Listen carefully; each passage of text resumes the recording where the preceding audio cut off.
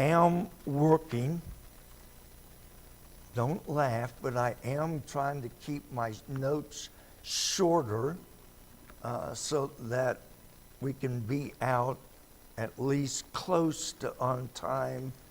And because if I've got 5 pages of notes, we're going to be here longer than most of y'all want to be here. All right, just a couple of introductory things. One of the questions that I have been asked many times as a pastor, as a chaplain, when I was in Texas, hospital chaplain, a question that I have been asked, just people in the community, is why God makes people suffer, and why does God take people in death? For years, I didn't know how to answer that. It's like, well, he's sovereign. He can do whatever he wants to do. And I didn't really have a good answer.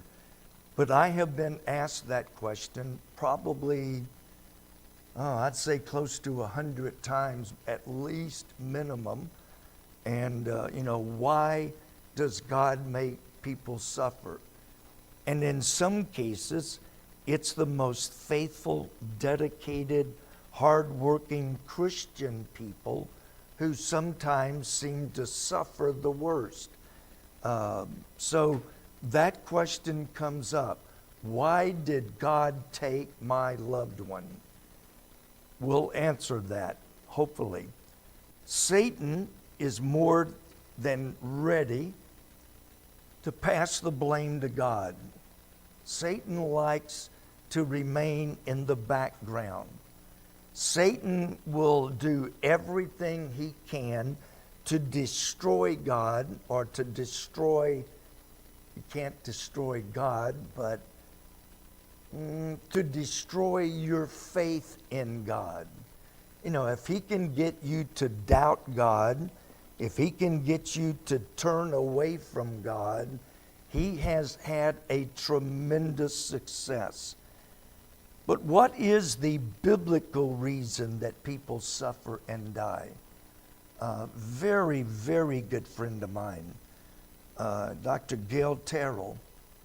I've mentioned him numerous times. He actually spoke when we were up in the old building, I'd say a year or two after I came. Brother Terrell came down and spoke for, I think it was a week or something like that. Very good friend of mine.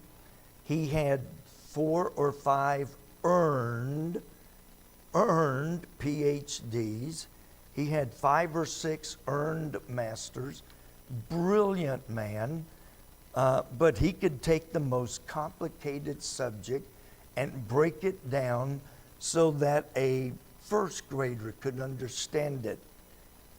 He traveled all over the country presenting creation versus evolution. And if you ever saw him, he did it in such a way that you could not forget much of it.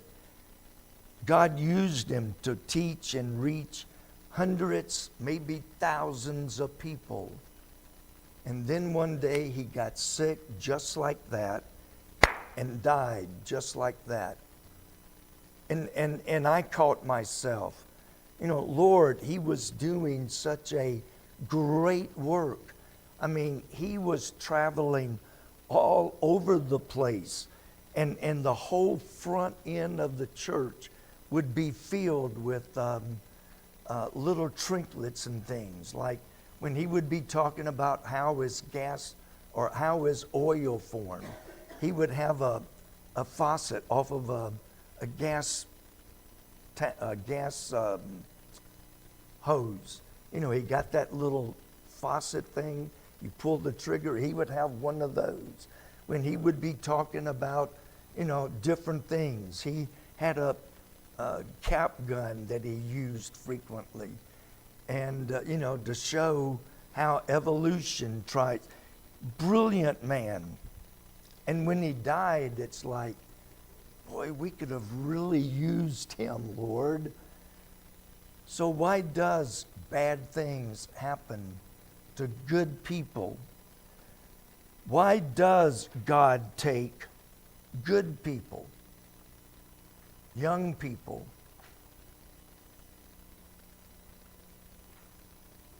middle-aged people?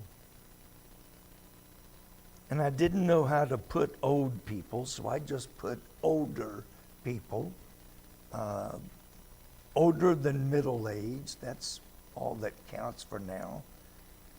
Why is there suffering, pain, sorrow, grief, and death? This is part of our worldview that will affect how we look at God. Do we blame God for bad things? Do we blame God for events that happen in our homes, in our lives? Now, I put answers in Genesis in there.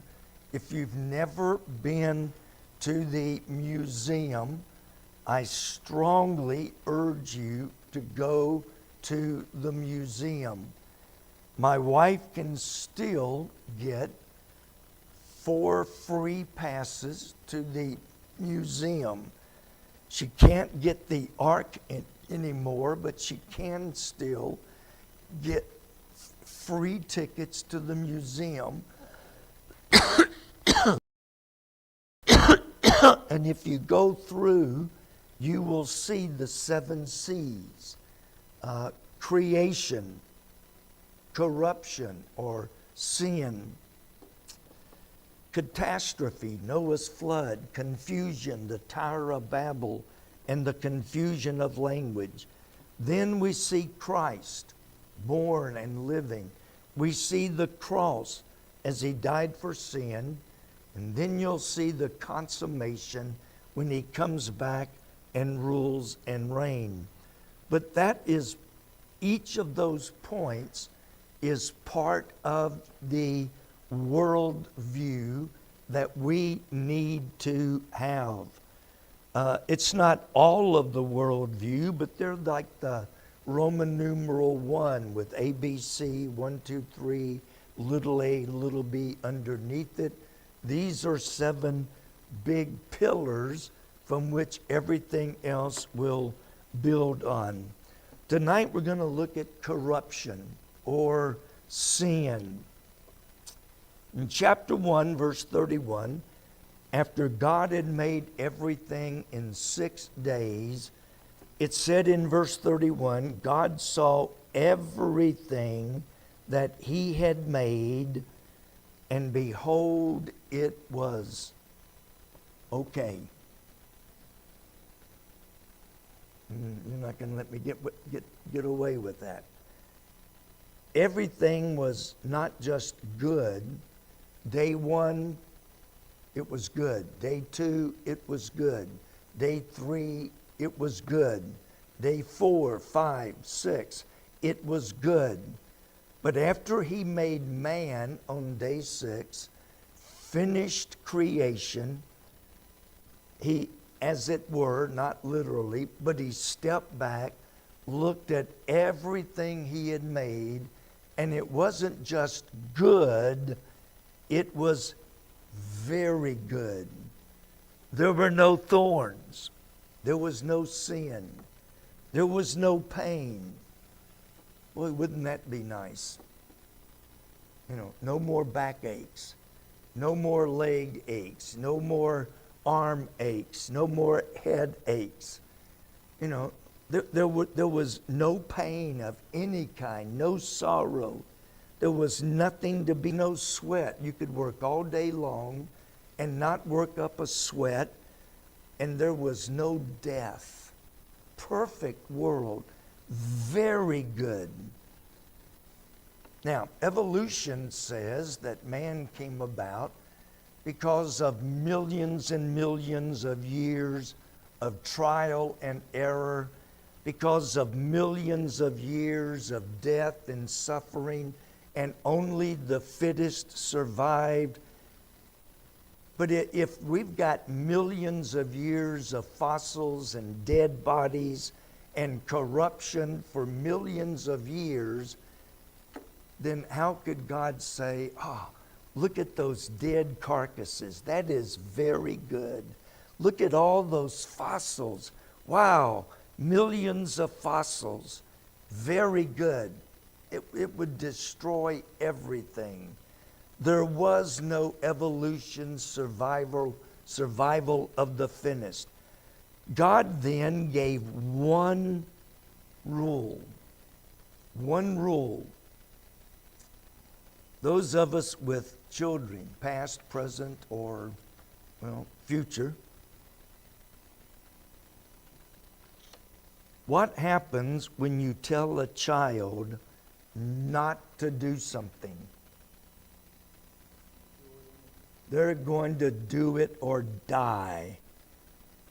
If you say, for example, you draw the line in the sand and you say, don't you cross that line.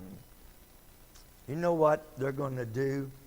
They're going to come up and get as close to that line as possible. Then if you don't see them or if you don't do anything, they'll slide halfway on that line.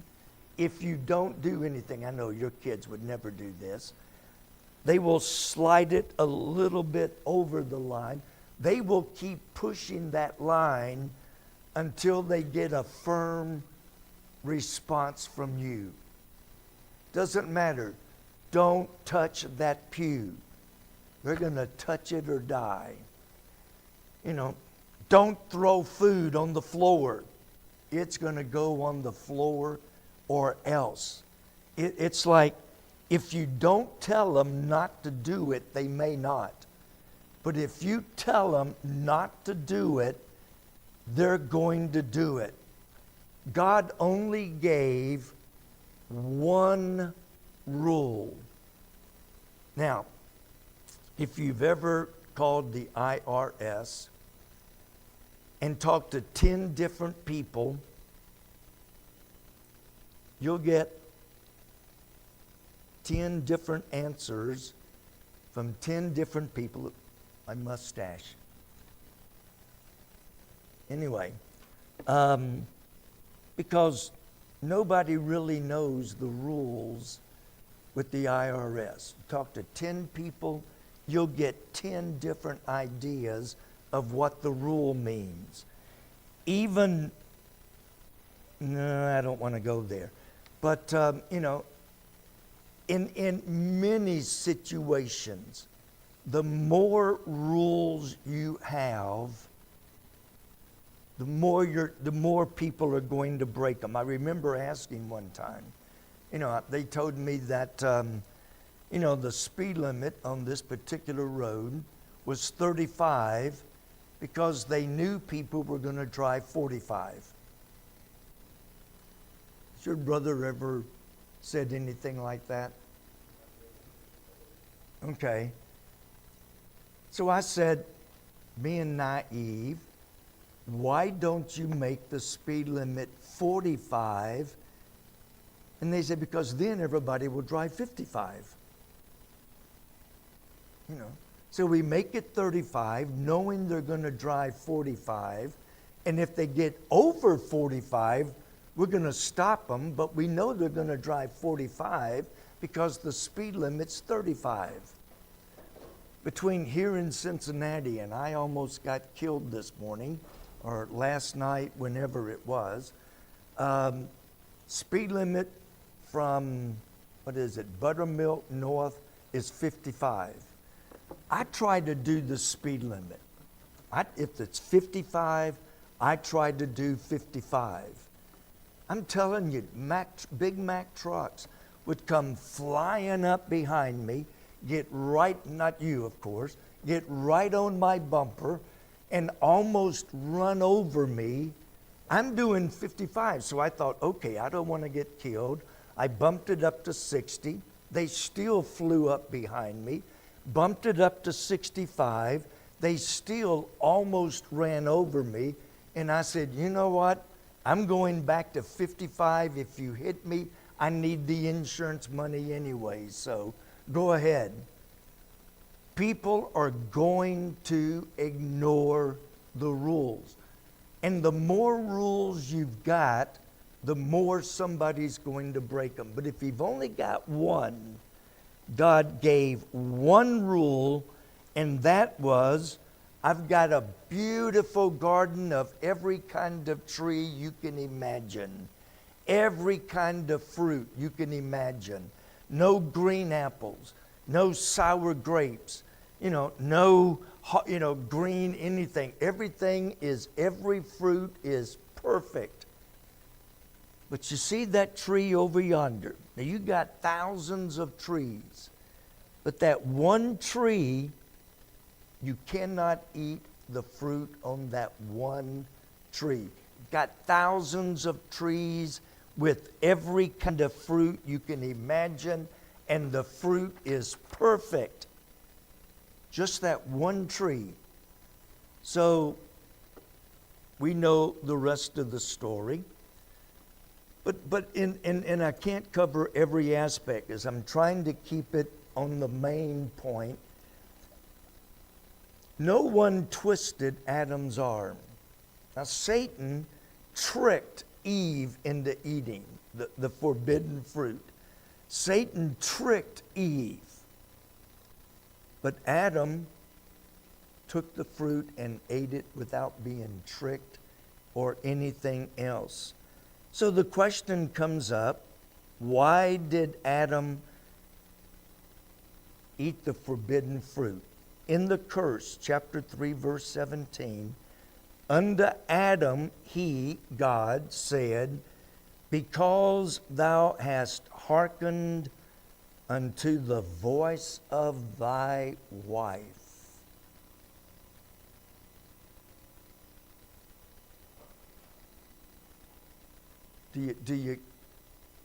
Are there little bells going off?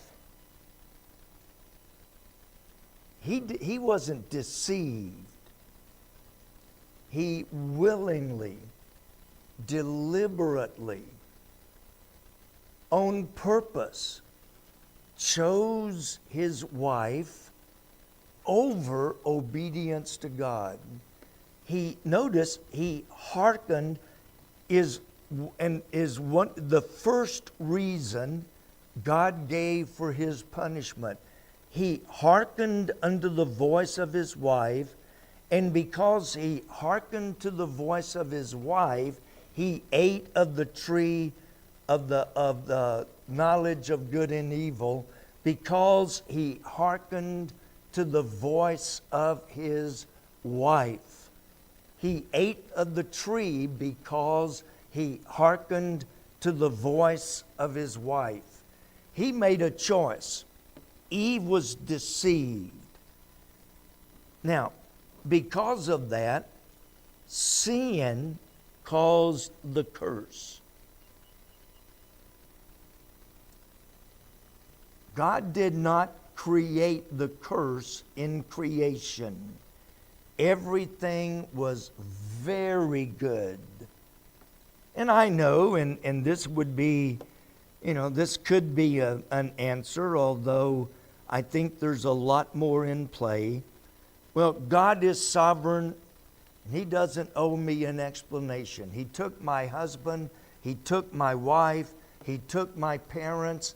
He doesn't have to explain to me because He's sovereign, and He doesn't have to tell me why. That would be an honest statement, but I think it would do more harm than good with a lot of people. In most cases, God allows sin and its curse to run their natural course. Many years ago, our son had asthma growing up. I've got it now.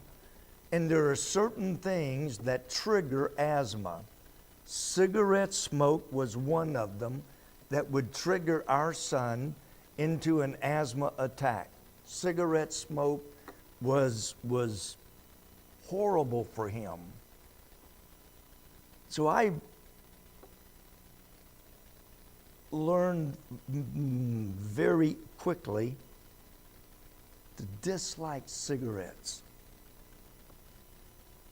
to dislike the smell of cigarettes. And so I began looking at people. I'd studied people. I have studied people for years. But I began looking, and I discovered certain characteristics that were there in almost every smoker. I could pick out certain characteristics and say, that person smokes. I have never been wrong yet. I have never been wrong yet picking out somebody that smoked. I've never been wrong yet. Now, there's been a few people that smoked that I didn't pick out. You know, they didn't have the normal characteristics. How could I do that? Well, it's a known fact. Cigarettes age your skin. It dries your skin out. You look at somebody, their skin looks dried out and withered. And there are other telltale signs. You get drunk. Pass out drunk every day. Well, statistically, you're going to develop a liver disease, and you're probably going to die. With cigarettes, you're probably going to get lung cancer, and you're probably going to die. It's not that God took you, it's God allowed the consequences of your sin to take their toll and do what they do. And I know I've told one or two of you this. We had a member of our church. God saved him, added him to the church. He and I became good friends, but before God saved him, he was a heavy smoker. So his wife called me one day and said the squad just took him to the hospital. I worked at the hospital, so I got to see the x-rays. I got to see the MRI, got to see everything. And his brain was eat up with cancer. His lungs were eat up with cancer. It had spread throughout his body, and his insides were eat up with cancer. I sat by his side every day that I could, and I watched him die one of the most excruciating deaths that I have ever watched. Did I get mad? No, God allowed him to reap the consequences of his choice to smoke 2, 3, 4 packs a day. So many times when things happen, it isn't, why did God take my loved one? It's my loved one lived a lifestyle that killed them. I don't think I will ever forget sitting by his side, watching him suffer. So it isn't that God said, I'm going to kill your spouse. It's your spouse made decisions, your parents made decisions, that the natural consequences of it are death. The wages of sin is death. And so sometimes we are simply reaping what we have sown. A verse that we often quote, and I'm almost done, we know that all things work together for good. Most people stop there. Paul did not. All things work together for good to them that love God. Not just believe in God, not just go to church, So if you don't love God with the kind of love that we're commanded to love God and love our neighbor, then you cannot claim that all things are working together for good, because you're violating one of the first things that God made that promise for. So when bad things happen, don't blame God. Now, I know that God does bind Satan.